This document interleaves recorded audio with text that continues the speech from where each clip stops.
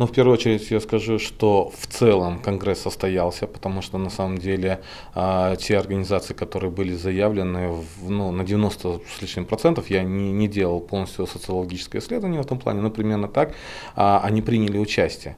И то, что он состоялся, то, что были приняты документы, то, что, скажем, присутствовали на данном Конгрессе, были различные обращения, и в том числе присутствовали должностные лица, высокопоставленные как с Украины, так и с Турецкой Республики, это говорит о том, что Конгресс состоялся. Я считаю, что основной целью Конгресса было это возобновить свою работу, избрать рабочие органы, избрать президента. Это тоже получилось.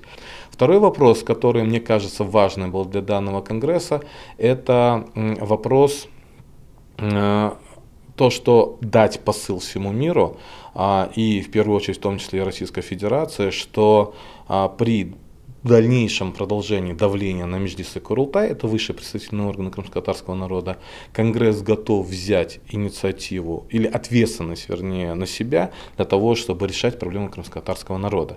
И в первую очередь, конечно, большая историческая ответственность ложится на Рифата Чубарова, который стал президентом данного Конгресса.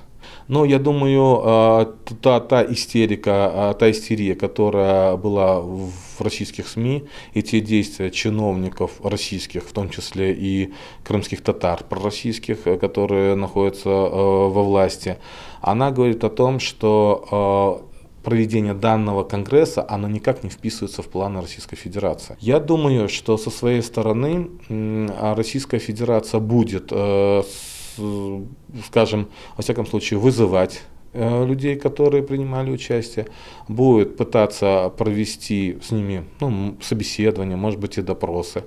Возможно, будет и пытаться открыть уголовное дело.